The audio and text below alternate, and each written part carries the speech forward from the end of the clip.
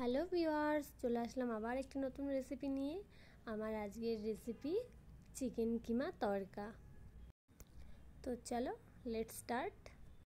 আগের দিন রাত্রেবেলায় আমি 1 কাপ মতন ছোলার ডাল আর 2 কাপ মতন গ্রিন মুগ ভিজিয়ে রেখেছিলাম। এখানে আছে 500 গ্রাম মতন চিকেন কিমা, আর আছে কুচনো পেঁয়াজ, টমেটো, রসুন কুচি, আদা কুচি, লঙ্কা কুচি, আর আছে সামান্য ধনেপাতা কুচি।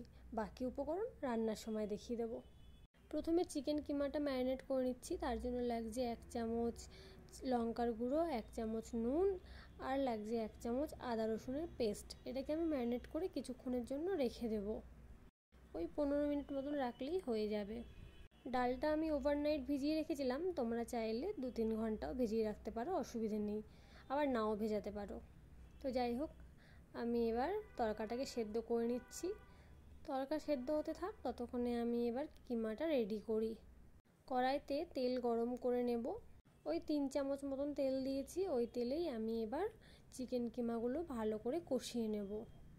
চিকেনটা কষাতে কষাতে চিকেন থেকে অনেক জল বেরোবে, এই জলটা কড়াইতেই শুকিয়ে নেব আমি। চিকেনটা একটুখানি ভাজা ভাজা হয়ে গেলে ওর মধ্যে আমি দিয়ে দেব 1 চামচ হলুদ গুঁড়ো আর 1 চামচ গোলমরিচের গুঁড়ো।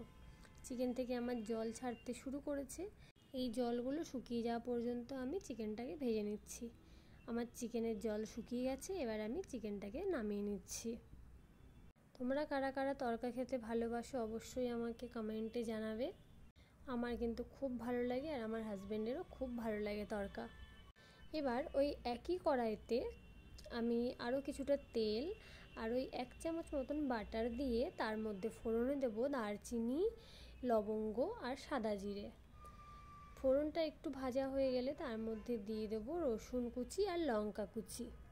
আদা কুচিটা আমি দেবো না, তার পরিবর্তে দেবো আদা বাটা। দিয়ে দিলাম কিছুটা পেঁয়াজ কুচি। ওই 4টে বড় সাইজের পেঁয়াজ আমি কুচিয়ে নিয়েছিলাম। এবার একসাথে সব কিছুকে ভালো করে ভেজে নেব। সামান্য পরিমাণে এখন আমি নুন দিচ্ছি, নুন দিলে পেঁয়াজটা তাড়াতাড়ি গলে যাবে। পেঁয়াজটা হালকা করে ভাজা হয়ে যাওয়ার পর আমি তার মধ্যে অ্যাড করে দেবো টমেটো কুচি।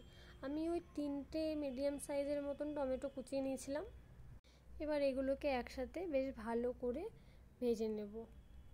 এবার দিয়ে দেবো আদা বাটা। যেহেতু আমি আদা কুচি দিইনি, তাই আদা বাটাটা দিলাম একটু হলুদ, ওই 1 চামচ মতন হলুদ দিলাম। এরপর দিয়ে দেবো জিরে গুঁড়ো 1 চামচ পরিমাণ, আর ধনে গুঁড়ো 1 চামচ পরিমাণ। সব উপকরণগুলো একসঙ্গে ভালো করে কষিয়ে নিতে হবে যতক্ষণ না পর্যন্ত মশলা থেকে সবজি থেকে কাঁচা গন্ধ না যাচ্ছে। চিকেন কিমাটা আমি এর মধ্যে অ্যাড করে দিয়েছিলাম, আমি ওটার শর্ট নিতে ভুলে গেছি। তো তোমরাও ওই স্টেজেই চিকেন কিমাটা দিয়ে দেবে।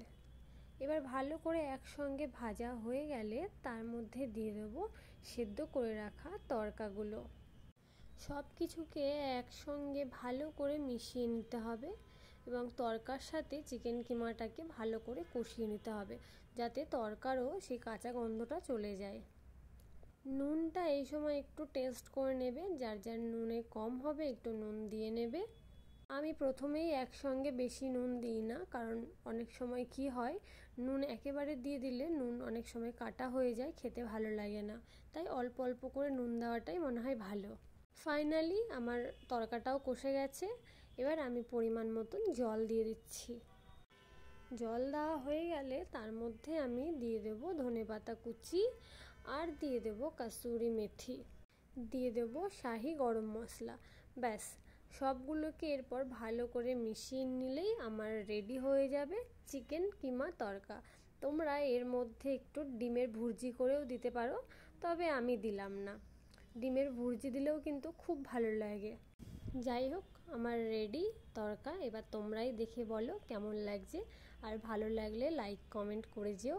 আর আমার চ্যানেলটিকে সাবস্ক্রাইব না করে থাকলে এখনও প্লিজ সাবস্ক্রাইব করে আমার পাশে থাকো।